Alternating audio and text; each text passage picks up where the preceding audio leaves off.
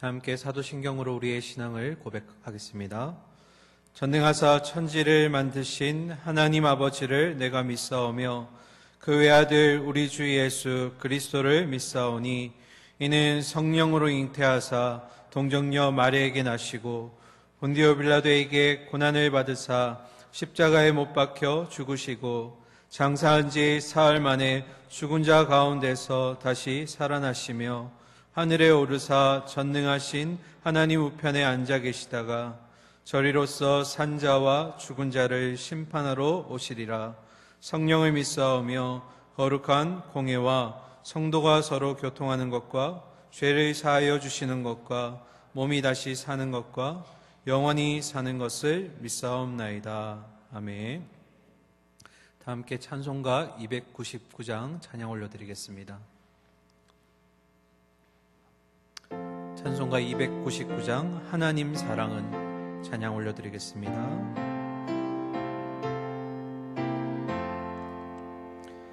하나님 사랑은 온전한 참 사랑 내 맘에 부어주시사 충만케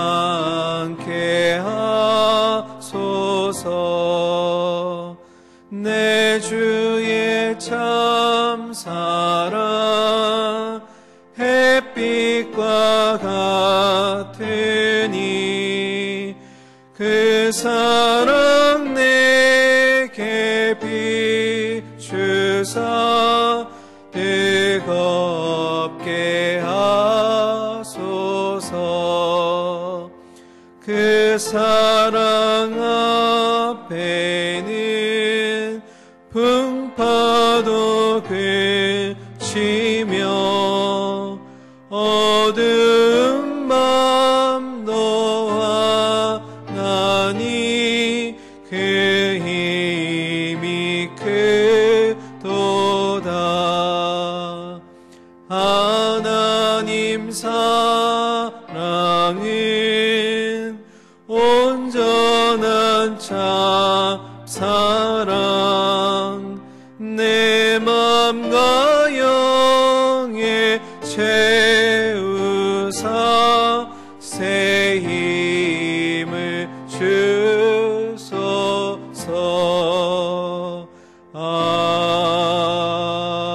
아멘. 이 시간 교회 소식 전해드리겠습니다. 5월 첫째 주일 어린이 주일에 어린이 주일 유아 어린이 세례식이 있습니다. 유아 세례와 그리고 어린이 세례에 해당되는 우리 아이들 꼭 신청하셔서 세례 받도록 해주시기 바랍니다. 해당 부서 또는 당의 서기 민병익 장로님께 신청해 주시면 되겠습니다. 교계 소식입니다. 동부산주교연합회 교사 세미나가 지금 진행 중에 있습니다. 주제는 중독에 덫에서 자유롭게 하라. 온라인 유튜브로 세미나가 진행 중입니다. 우리 교사분들, 교육자들에게 문의하셔서 꼭 세미나 함께 들어주시기 바랍니다. 이 복된 시간 주시는 하나님 말씀 함께 보도록 하겠습니다. 오늘 말씀은 호세아서 11장 1절부터 11절까지 말씀입니다.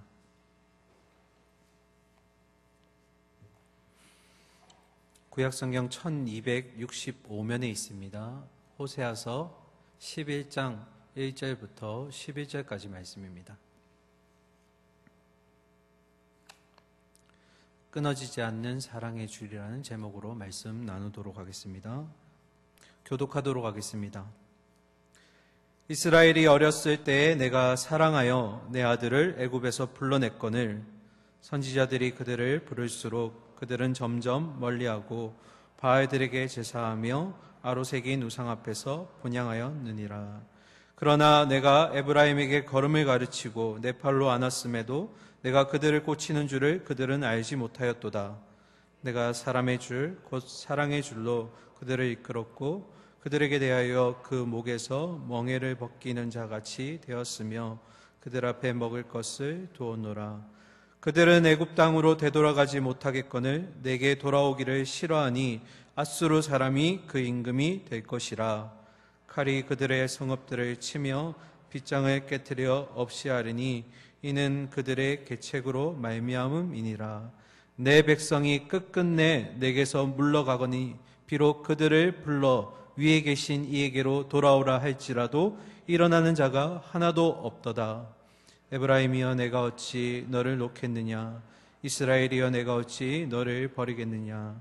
내가 어찌 너를 아드마같이 놓겠느냐. 어찌 너를 스보임같이 두겠느냐.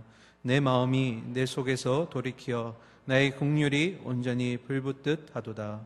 내가 나의 맹렬한 진노를 나타내지 아니하며 내가 다시는 에브라임을 멸하지 아니하리니 이는 내가 하나님이요 사람이 아님이라.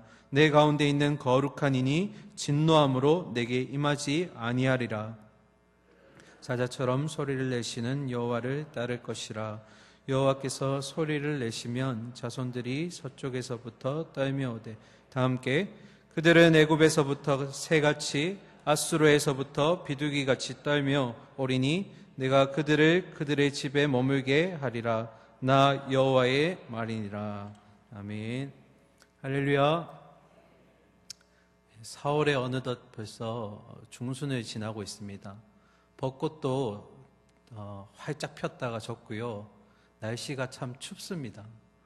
왜 이렇게 추울까요? 봄인데. 감기 조심하시고요.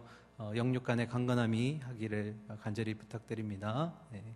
오늘은 호세아서 11장의 말씀인데요. 그 전에 우리 지난 금요일이었죠. 호세아서 10장, 제가 참 제목을 짓기 힘들었던 그 장 잠깐 복습하고 11장 보겠습니다. 10장에서 가장 중요한 내용은 바로 너희의 묵은 땅을 기경하라였습니다. 이 다름 아닌 이제 진정한 회개를 통해서 너희가 이방신에게서 하나님 품으로 돌아오라는 내용이었습니다. 그러면 하나님께서 공의의 피로 너희를 깨끗하게 씻기실 것이다. 이스라엘 백성들이 이 하나님의 명령에 불순종하였습니다. 그들은 오히려 내 용사의 많음을 의뢰하였다. 사람의 수, 군사력에 더욱더 집착하고 현재 누가 더 강한가의 어떤 힘의 논리에 집착하는 모습을 보였습니다. 제가 이 얘기하면서 오늘날 교회도 이런 과오를 범할 때가 있다고 말씀드렸습니다.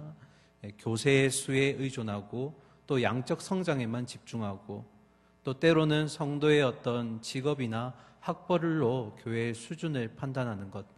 하나님은 절대로 사람의 수에 연연해하는 것 좋아하시지 않습니다. 교회는 하나님이 하나님 되심을 드러낼 때 하나님께서 함께 하시는 줄 믿습니다.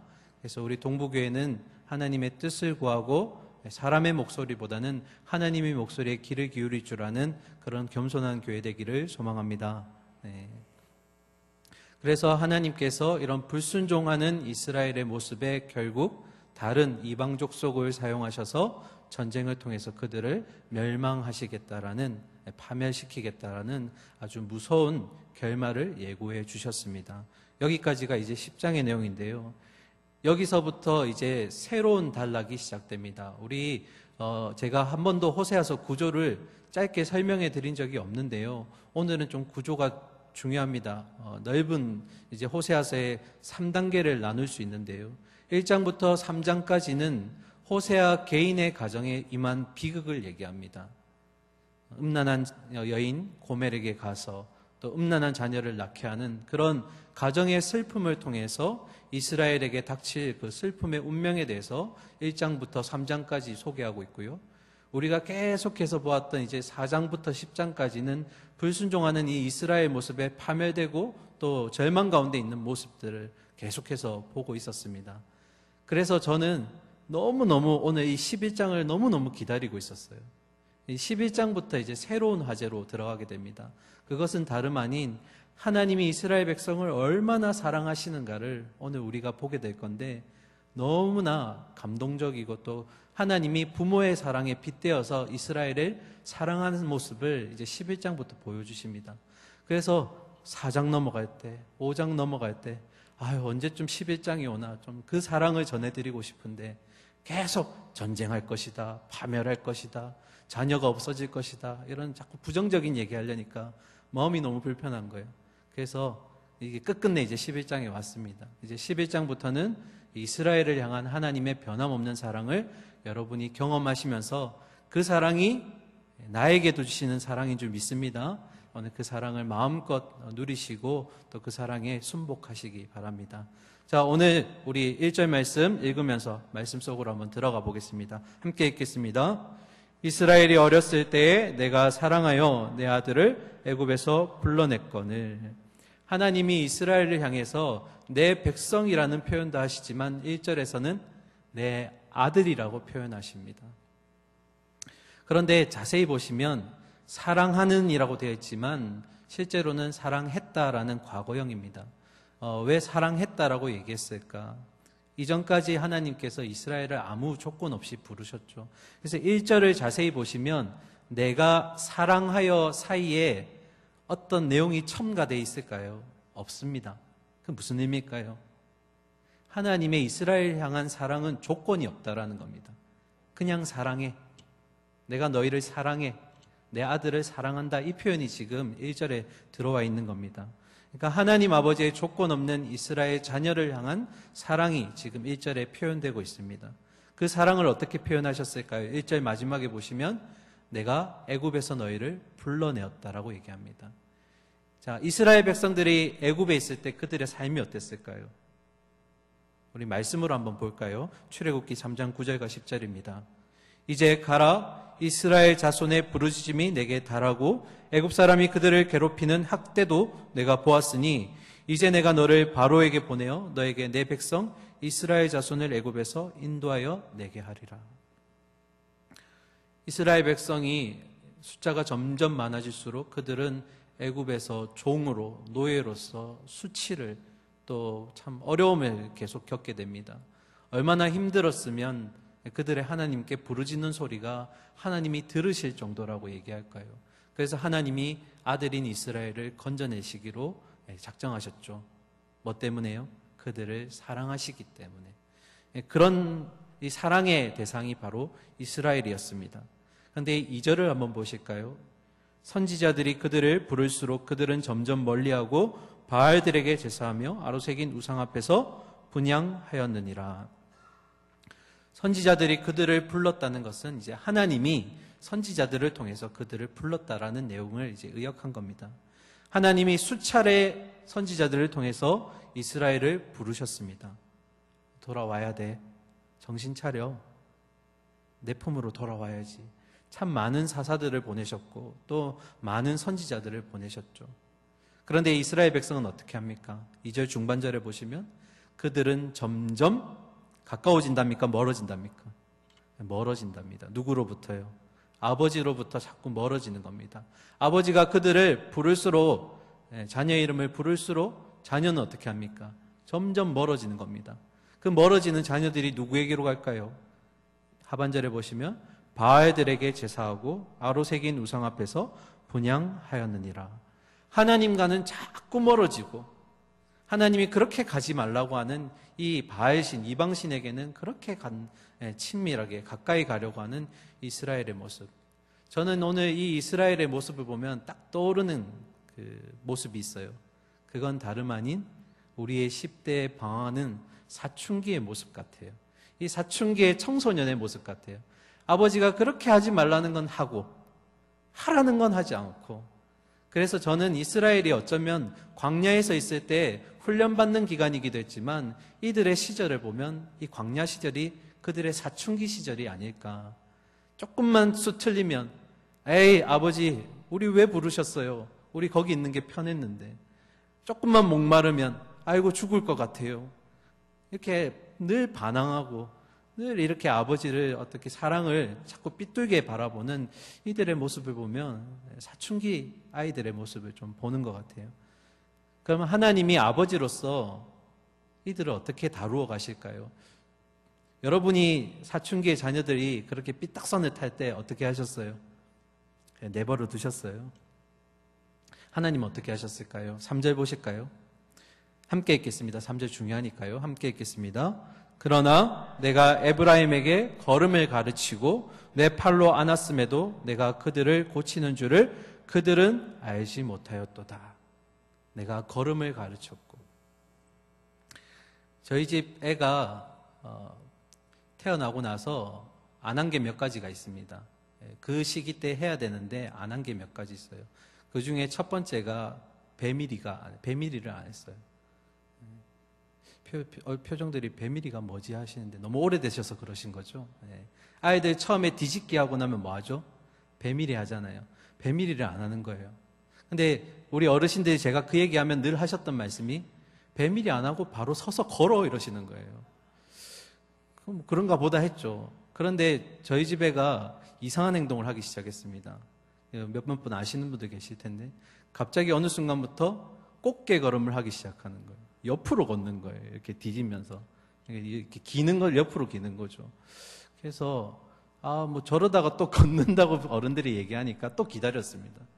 그런데 걷지를 못하는 거예요, 제대로. 그러니까 힘이 다른 데로 분산돼 있고 얼마나 꽃게 걸음을 많이 걸었으면 한 살배기 이 아이의 발꿈치에 살이 이렇게 벗겨진 거예요. 그쪽으로만 이렇게 걸으니까. 그래서 결국 병원에 데리고 가서 이렇게 걷다 보면 다리가 삐뚤어질 수 있다. 그래서 작업도 하고 물리치료도 했었는데요. 그래서 제가 하나님이 에브라임에게 걸음을 가르치셨다는 것은 이 에브라임이 스스로 일어서서 걸을 수 있도록 하나님이 기다려 주신 겁니다. 부모의 마음으로 이 자녀가 자기 힘으로 서서 걸어갈 때까지 인내하면서 기다려 준 겁니다. 그러다가 자녀가 자기의 좀 부족한 힘으로 걷다가 쓰러질 것 같으면 부모님 어떻게 합니까? 안아주죠. 다시 힘을 낼 수 있도록. 그 표현이 어디에 있습니까? 걸음을 가르치고 내 팔로 안았음에도. 그러니까 이 자녀가 힘이 있어서 조금 걷다가 좀 지칠 것 같으면 또 부모님이 잘했어, 수고했어 하고 토닥여주고 또 다시 걸어갈 수 있도록 힘을 주는 겁니다. 그런데 이 참 나쁜 자식 이스라엘은 그런 하나님의 이런 인내하심과 사랑하심을 사랑으로 받지 못해요. 이 3절 하반절에 보시면 내가 그들을 고치는 줄을 그들이 알았다고 몰랐다고 합니까? 몰랐다고 얘기합니다. 그러니까 다시 얘기하면 하나님이 그들을 고치시기를 원했어요. 이 고치다라는 이 뜻이, 이 단어가 이 히브리어로 라파라는 건데요. 여러분 들어보셨죠? 여호와 라파. 치유하시는 하나님, 회복시키시는 하나님. 하나님은 이스라엘을 그렇게 회복시키시기를 원하셨어요. 돌아와라. 그리고 제대로 된 걸음을 통해서 나에게로 와라. 힘들면 내가 안아줄게. 이게 하나님의 사춘기 방황하는 이 이스라엘을 케어하셨던 방법이셨어요. 왜 그렇게 하셨을까? 이스라엘이 광야를 걷기 전에 어디에 있었다고요? 광야 생활을 하기 전에 있었던 자리가 어디입니까? 애굽이었죠. 애굽에서의 종생활을 하였습니다. 무려 400년 동안이요. 그러니까 이스라엘 백성들이 애굽을 벗어났지만 그들의 몸속에 뭐가 배어 있는 겁니까? 여전히 종의 모습과 노예의 모습이 이렇게 몸에 배어 있는 겁니다. 이 흔적들을 지우기 위해서 하나님의 거룩한 자녀로 다시 이 DNA를 바꾸기 위해서 무려 40년 동안은 하나님이 그렇게 어르고 달래고 기다려주셨다라는 겁니다. 그런데 그 결과가 뭘까요? 이스라엘 백성의 마지막 결과가 뭐냐면 하나님의 이 광야에서의 인도하심을 저희가 이해할 수가 없어요. 왜 이렇게 돌리시는 거예요?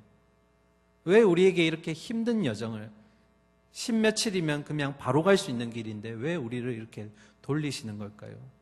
그리고 하나님이 이미 들어가기 전에 그들이 들어가게 되면 바알신을 섬길까봐 절하지 말고 섬기지 말고 만들지 말라고 미리 명령을 주셨죠. 그런데 가나안 땅에 들어가서 그들이 뭐합니까? 결국 바알신을 만들고 절하고 섬기면서 하나님과 멀어지죠. 하나님의 양육을 이해하지 못하는 사춘기의 이스라엘의 모습이 과거의 모습이고 또한 지금의 모습이라는 겁니다. 그런데도 하나님이 너무 사랑하세요. 4절 보실까요? 내가 사람의 줄, 곧 사랑의 줄로 그들을 이끌었고 그들에게 대하여 그 목에서 멍에를 벗기는 자같이 되었으며 그들 앞에 먹을 것을 두었노라. 하나님의 사랑의 방법이 3가지로 나오는데요. 첫 번째는 사람의 줄, 곧 사랑의 줄로 그들을 이끌었다. 지금은 참 보기 어려운 것 같습니다. 제가 어렸을 때 시골에 가면 저희 고모나 할머니들도 그렇게 하셨는데, 이제 논일이나 밭일을 나가야 되는데 아이가 혼자 있는 거예요. 또 집에서 가사 일을 하셔야 되는데 돌봐줄 사람이 없는 거예요. 그러면 이제 부모님도, 어머님도 어떻게 하셨어요? 부드러운 천 가지고 와서 이 허리에 메고 한쪽 끝은 아이의 몸에다가 묶어서 어떻게 할까요? 이제 막 기기 시작하는 아이들, 아니면 좀 걷기 시작하는 아이들이 위험한 곳에 가지 못하도록 엄마와 아이 사이에 뭘 만드는 겁니까? 줄을 만드는 거예요. 논밭같이 위험한 곳에 가더라도 빠지지 않도록 늘 누구 주변에 있는 겁니까? 엄마 옆에 있는 거예요, 계속. 그렇게 지금 한쪽에는 엄마의 허리에 줄을 매고 한쪽에는 아이의 허리에 매는 거죠. 이처럼 끊을 수 없는 엄마와 어떤 자녀 사이에 줄이 있듯이 하나님이 어떻게 하셨다고요? 영원한 그 사랑의 줄을 이 자녀 이스라엘에게 묶어두셨다라는 겁니다. 이스라엘이 너무 멀리 가지 않고 돌아올 수 있도록. 제가 예전에 탈무드를 보는데 탈무드에 이런 관련된 내용이 하나 있더라고요. 제가 소개해 드릴게요. 아주 짧습니다. 탈무드에 보면 어머니가 아기를 낳으면 뭘 끊죠? 어머니와 아이 사이에 탯줄을 끊습니다. 그러면 탯줄을 끊는 그 순간에 천사가 하늘에서 내려와요. 그리고 어머니와 아기 사이에 보이지 않는 사랑의 줄을 메어준다라고 합니다. 물론 사실인지 아닌지 알 수 없지만 그만큼 하나님이 어머니와 자녀 사이에 그런 사랑의 유대관계를 만들어 주셨다라고 얘기하는 거죠. 그런데 어머니의 사랑보다 더 위대한 사랑이 누굽니까? 하나님 아버지의 사랑이시죠.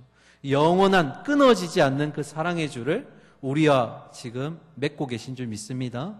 그래서 우리가 너무 멀리 가지 않도록 늘 하나님 주변에 있도록 하나님이 그렇게 우리를 사랑하고 붙드신다는 겁니다.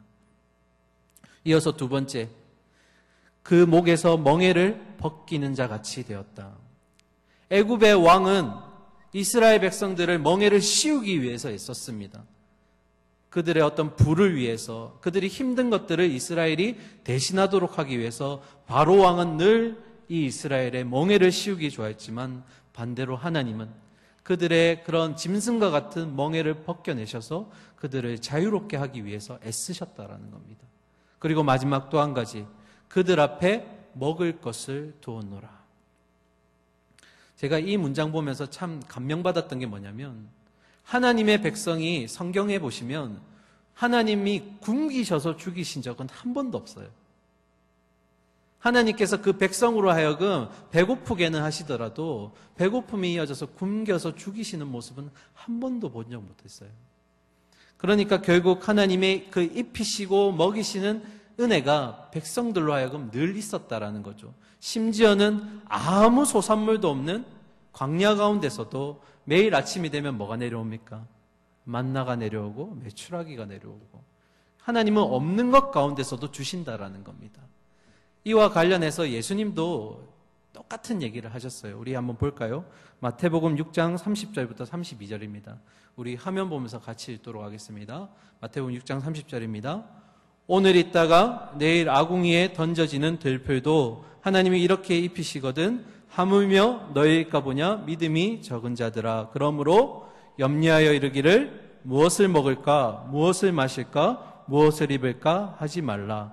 이는 다 이방인들이 구하는 것이라. 너희 하늘 아버지께서 이 모든 것이 너희에게 있어야 할 줄을 아시느니라. 할렐루야. 아멘. 제가 이와 관련돼서 질문 하나 드릴게요. 예전에도 한번 했었는데요. 여러분, 찬송가 중에 찬송가 365장이 제목이 뭘까요? 마로 시작합니다. 람으로 끝납니다. 11자입니다. 네, 그렇죠.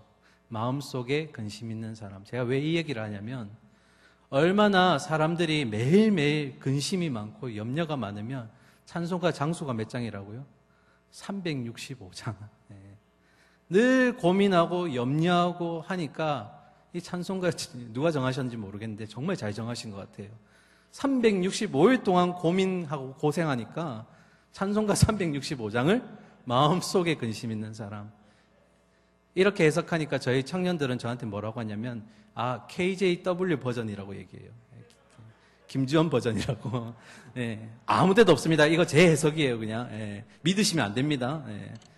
그래서 너무 많이 근심하고 너무 많이 염려하고 예수님이 내일 일은 내일 염려하라고 했는데 내일 거도 끌어다 쓰고 모레 거도 끌어다 쓰고 10년 뒤에도 끌어다 쓰고 하니까 안 되겠다. 답을 줘야겠다. 염려하시고 걱정하신 분 계시는 줄 압니다. 답은 뭘까요? 그 답은 365장 후렴에 있습니다. 주 예수 앞에 다 아뢰어라. 주 우리의 친구니 무엇이나 근심하지 말고 주 예수께 아뢰라. 믿으십니까? 네. 365일 고민할 때마다 이 찬송 후렴을 외우십시오. 네, 우리의 염려가 해결될 줄 믿습니다. 하나님은 절대로 자녀를 굶기어 죽이시지 않으세요. 네. 그 광야 생활 가운데 발이 부르트지 않게 하셨고 옷이 헤어지지 않게 하셨다는 그 하나님이시잖아요. 네. 그런 인도하심이 있었는데 이 사춘기 이스라엘이 그 모습을 보지 못하는 거예요. 우리의 모든 염려와 근심은 입히시고 먹이시는 하나님의 한결같은 은혜가 해결로 방법으로 될 줄 믿습니다. 자, 이어서 5절 보겠습니다. 그들은 애굽 땅으로 되돌아가지 못하겠거늘 내게 돌아오기를 싫어하니 아수르 사람이 그 임금이 될 것이라. 참 고집불통이죠. 애굽에도 이제 힘을 안 붙이고 나니까 하나님께는 절대 가기 싫어해요. 그러니까 또 누구한테 갑니까? 아수르한테 가게 돼요. 그러니까 아수르가 또 그의 왕이 된다라는 겁니다. 하나님 없이 살아보려고 아둥바둥하는 이스라엘의 모습 보면 이게 사춘기 정도가 아니고 막 5춘기, 6춘기 같아요. 끝까지 버티는 거죠. 그러면 어떻게 될까요? 또 아수르의 또 지배 아래 또 종의 생활을, 노예 생활을 하게 될 거라는 겁니다. 자, 이어서 6절과 7절입니다. 칼이 그들의 성읍들을 치고 빗장을 깨트려 없이 하리니 이는 그들의 계책으로 말미암음이니라. 내 백성이 끝끝내 내게서 물러가나니 비록 그들을 불러 위에 계신 이에게로 돌아오라 할지라도 일어나는 자가 하나도 없도다. 계속 삑딱선을 보이는 이스라엘의 모습입니다. 여기서 말하는 칼은 전쟁을 얘기합니다. 전쟁으로 인해서 그들의 성읍이 무너질 것이고 또 지나가면서 빗장들도 깨어질 것이다. 이는 그들의 계책으로 말미암음이니라는 것은 거짓 선지자들이 나쁜 그런 헛된 계획들을 계속 세운다라는 거예요. 하나님 없이 우리가 살 수 있는 방법들을 자꾸 맞는 것처럼 얘기하고 그러면 어떻게 되는 겁니까? 또 이스라엘에는 그런 전쟁이 임할 것이다. 결국 7절에 뭡니까? 끝끝내 내게는 돌아오지 않더라. 하나님 아버지에게는 안 돌아온다. 자, 7절 후반절에 보시면 비록 그들을 불러 위에 계신 이에게 돌아오라 할지라도, 이 말은 무슨 의미냐면 그들은 이 이스라엘 백성이 아니고 그들이 믿고 있는 이방신을 얘기합니다. 그러니까 하나님에게 가지는 않고 그들의 그런 어려움과 고통들을 바알신이나 어떤 아세라 우상이나 이런 이방신들에게 자꾸 요구하고 절하고 해결해달라고 바치니까, 근데 그들이 일어납니까? 못 일어납니까? 이방신들이 일어날 리가 없죠. 그러니까 7절 마지막에 그렇게 요구할지라도 일어나는 자가 하나도 없다라는 거죠. 제가 베드로전서 얘기하면서도 돌은 돌인데 죽어있는 돌이 이방신이고 그 반대로 산 돌은 누구라고요? 예수 그리스도. 우리의 주출도 되시는 그 예수 그리스도 믿고 나아가야 되는데 자꾸 우리는 죽은 것에다가 자꾸 일으켜 세우려고 한다라는 거예요. 산돌이신 예수님께 가지 않고. 자, 여기까지가 이스라엘의 과거와 현재까지의 모습입니다. 불효막심하죠. 그리고 사춘기가 끝이 없습니다. 그러면 이제 질문할게요. 아버지 되시는 하나님이 이제 어떻게 하실까요? 나도 이제 더 이상 못하겠어. 너는 내 자식 아니야. 호족을 파. 이렇게 하실까요? 진짜 하나님의 아버지의 모습은 그렇지 않죠. 우리가 부모 중에 아무리 자녀가 그렇게 죽을 죄를 지었다고 해서 그렇게 하시는 부모가 없으시죠? 요즘엔 워낙 뉴스에 이상한 부모들이 많이 나와서 원래 부모는 죽을 죄를 지어도 자녀들을 끌어안으시죠. 참 눈물 가운데 어쨌든 이 자녀가 바로 서게 해달라고 기도하시잖아요. 그런 모습이 하나님 아버지에게도 있습니다. 절대로 포기하지 않으시는 하나님의 모습, 우리 8절을 통해 보도록 하겠습니다. 8절 같이 읽을까요? 에브라임이여 내가 어찌 너를 놓겠느냐? 이스라엘이여 내가 어찌 너를 버리겠느냐? 내가 어찌 너를 아드마같이 놓겠느냐? 어찌 너를 스보임같이 두겠느냐? 내 마음이 내 속에서 돌이켜 나의 긍휼이 온전히 불붙듯 하도다. 아멘. 자, 에브라임은 호세아서에서 북이스라엘을 칭한다라고 말씀드렸습니다. 8절은 뭘까요? 이스라엘아 내가 어찌 너를 버리겠냐? 또 이스라엘아 내가 너를 어찌 포기할 수 있겠느냐? 내가 너를 어찌 아드마같이 또 어찌 너를 스보임처럼 만들겠느냐? 자, 여기서 두 지명이 등장하는데요. 아드마와 스보임이 어디에 있냐면 창세기 10장에 하나님이 소돔과 고모라를 멸망시킬 때 함께 멸망되었던 도시들입니다. 4개 중에 2곳이 바로 이 스보임과 아드마인데요. 그러니까 하나님이 그런 멸망의 장소처럼 너희를 그렇게 멸망시키겠느냐 이런 의미입니다. 오히려 하나님은 어떻습니까? 8절 마지막에 내 마음이 내 속에서 돌이켜서 나의 긍휼이 뭐 같다고요? 불붙듯이 한다. 마음속에 불붙듯이 타오르는 사랑, 이게 2글자로 뭘까요? 이게 긍휼입니다. 긍휼. 정말 내 마음이 정말 이 사람 때문에 막 뭐라고 해야 되죠? 이런 거 막 이렇게 마음이 진짜 떨리고 정말 잘 돼야 될 텐데 잘해야 될 텐데 하는 그런 어떤 부모의 자녀를 향한 그런 애절한 마음, 그런 심장 뛰는 마음, 불붙는 마음이 바로 이 긍휼이라는 겁니다. 그러니까 여기 보시면 이스라엘은 계속 반역하고 계속 하나님께 등을 돌리는데 하나님이 긍휼하심 때문에, 본인의 긍휼하신 마음 때문에 이 이스라엘을 마음속에 막 불이 있는데도 진노하지 못하시는 거예요. 때리고 싶은데 때리지 못하시는 거예요. 긍휼하심 때문에. 그러니까 얼마나 하나님이 그렇게 참 애가 타실까. 그런 마음은 결국 하나님이 사람의 그 체질을 너무 잘 알고 계시다라는 거예요. 이 사람들이 어떤 존재인지를. 그 대표적인 예가 이제 시편 103편에 기록되어 있는데요. 103편 13절에 아버지가 자식을 긍휼히 여긴같이 여호와께서는 자기를 경외하는 자를 긍휼히 여기시나니 이는 그가 우리의 체질을 아시며 우리가 단지 먼지뿐임을 기억하심이로다. 하나님이 우리의 존재를 너무 잘 아시는 거예요. 우리가 이렇게 할 거라는 것도 아시고. 그러니까 저는 이 8절의 말씀을 보면 정말 우리가 잘못했을 때 매를 들고 계시는 하나님이시지만 그 매를 드시는 가운데 아버지의 마음이 얼마나 아파하시는 걸까, 그게 또 한번 느껴진다라는 거죠. 매를 들긴 드셔야 되는데 그것조차 힘드시다는 거예요. 왜요? 우리를 향해서 긍휼한 마음이 있으시기 때문에. 자, 이어서 하나님이 약속하십니다. 그 자녀를 향해서 9절 보실까요?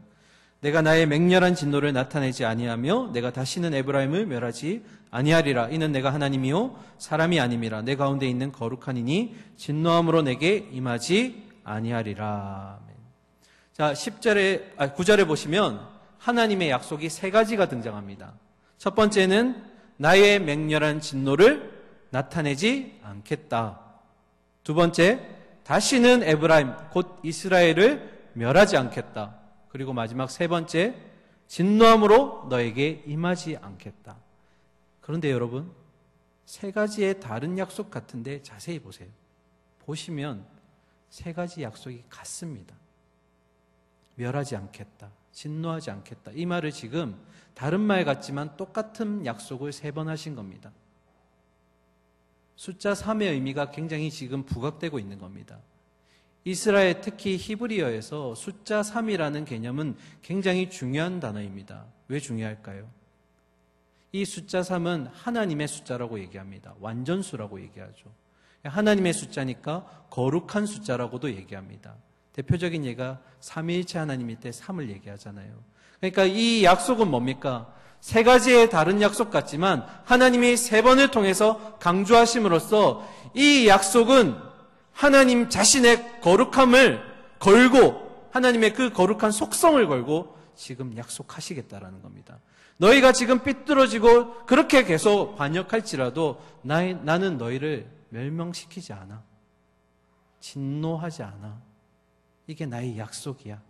3번에 걸쳐서 나의 거룩함을 걸고 너희에게 약속해. 내가 이 약속 지키겠다라고 지금 하나님이 약속하고 계신 겁니다. 자, 마지막 10절과 11절 보고 우리 결론 맺겠습니다. 그들은 사자처럼 소리를 내시는 여호와를 따를 것이라. 여호와께서 소리를 내시면 자손들이 이 서쪽에서부터 떨며 오되 그들은 애굽에서부터 새같이 앗수르에서부터 비둘기같이 떨며 오리니 내가 그들을 그들의 집에 머물게 하리라. 나 여호와의 말이니라. 아멘. 하나님이 어느 순간이 되면 사자처럼 큰 소리로 포효하듯이 이 각국에 흩어져 있는 포로 이스라엘 백성들을 부르신다라는 겁니다. 그 엄청난 포효에 흩어져 있던 이스라엘 백성들, 특히 애굽에서, 특히 바벨론과 아수르에 흩어져 있던 이 백성들이 그 포효하는 하나님의 큰 음성에 가슴이 떨면서 새처럼, 비둘기처럼 이렇게 나온다라는 겁니다. 그럼 어디로 나온다는 걸까요? 11절 마지막에 보시면 내가 그들을 그들의 집에 머물게 할 것이다. 원래 있던 너희의 장소로 내가 너희를 불러서 오게 할 것이라는 겁니다. 하나님의 약속이 나중에 지켜지죠. 그죠? 그런데 하나님이 3번에 걸쳐서도 약속하셨고 또 이렇게 소리를 통해서 부르시겠다고 약속하시고 그것도 모자라서 11절 마지막에 보실까요? 뭐라고 되어 있죠? 나 여호와의 말이니라. 하나님이 지금 자기의 인감도장을 찍으신 겁니다. 이건 내 말이야. 이건 내 말이야. 내가 꼭 지킨다. 내가 한 말이니까 꼭 지킨다. 하나님 지금 인감도장, 우리 식으로 하면 인감도장을 찍으신 겁니다. 내가 너희를 불러내서 원래 있던 본향으로 돌아오게 할 거야. 그러니까 믿어. 너희를 절대 징계하지 않을 거야. 사랑하는 우리 성도 여러분, 오늘 너무나 애절한 하나님의 사랑을 보셨습니다. 그런데 그 사랑이 2000년 전에, 4000년 전에만 있었던 것이 아니죠. 지금 우리에게도 동일하게 임하는 줄 믿습니다. 그래서 오늘 마지막 우리가 결단하는 마음으로 제가 하나님 사랑은 하면 앞에 있는 화면에 무슨 사랑입니다 하는 것을 같이 읽어주시기를 바랍니다. 아시겠죠? 자, 첫 번째입니다. 하나님 사랑은 조건 없는 사랑입니다. 두 번째, 하나님 사랑은 일방적인 사랑입니다. 세 번째, 하나님 사랑은 마음에 불붙듯이 타오르는 긍휼하심의 사랑입니다. 네 번째, 하나님 사랑은 한없이 기다려주시는 인내의 사랑입니다. 마지막 다섯 번째, 하나님 사랑은 끝까지 붙드시고 책임져 주시는 사랑입니다. 할렐루야. 네. 하나님은 이렇게 사랑하세요. 우리를 조건도 없으시고 돌아오기를 기다리시고 화가 나는데도 우리에게 어떤 진노하시지 못하는 그런 애절한 마음, 그 하나님이세요. 마지막 이 말씀하고 마치겠습니다. 하나님이 우리의 사랑은 어디까지일까요? 저는 절대로 중간에 포기하시지 않는 것을 알고 있습니다. 확신합니다. 왜 그럴까요? 가장 사랑하고 하나밖에 없는 그 아들을 내어주셨기 때문입니다. 여러분에게 있어서 가장 귀한 것을 내어주면서까지 우리를 살리시기로 마음먹으셨다면 그 하나님의 사랑은 끝까지 가는 겁니다. 절대로 포기하시지 않을 겁니다. 아니, 아들을 내어주시기까지 했는데 중간에 포기하는 하나님은 하나님이 아니시죠. 그 십자가에서 죽음을 통해서 우리를 살려내시겠다는 그 하나님의 사랑은 우리의 마지막 그 본향에 도착할 그때까지 끝까지 계속될 줄 믿습니다. 오늘도 조건 없이 또 일방적으로 또 한없이 기다려주시는 그 하나님 아버지의 사랑하심에 부디 설득되시고 항복하시고 돌아오실 수 있는 우리가 되기를 간절히 소망하고 축원합니다. 함께 기도하겠습니다. 오늘도 살아계시며 태초전부터 나를 택하셨고 그때부터 사랑하셨던 주님, 언제까지 사랑하시겠습니까 했을 때 하나뿐인 아들을 내어주셨기 때문에 그 사랑은 끝이 없다. 깊이도 없고 넓이도 없으며 나의 사랑은 너무나 영원한 그런 사랑이라 말씀하시는 하나님, 우리가 하나님의 영원한 사랑의 줄에 매여 있는 줄 믿습니다. 하나님, 포기하지 않으시고 우리를 끝까지 지키시는 그 한없는 하나님의 사랑하심에 오늘도 감사의 고백을 드리기를 소망합니다. 부디 하나님, 끝까지 나를 인도하여 주시고 우리의 그 고백 가운데 하나님의 사랑하심에 감격하며 또 한번 걸어갈 수 있는 우리의 삶이 되게 하여 주시옵소서. 하나님 아버지, 일방적으로 기다려주시는 하나님 아버지, 또 한없이 기다려주시고 하나님 그런 조건 없이 사랑하시는 하나님 앞에 우리가 우리의 의를 꺼내들기보다는, 세상을 향한 사랑을 꺼내기보다는 그 사랑에 순복하고 설득당하고 돌아올 수 있는, 하나님의 품에 안길 수 있는 우리가 되기를 소망합니다. 그 사람의 감격하며 하루하루를 기쁨으로 살아낼 수 있는 우리 모든 동부의 권속들 되게 하여 주시옵소서. 살아계신 예수 그리스도의 이름으로 감사드리며 기도드립니다. 아멘.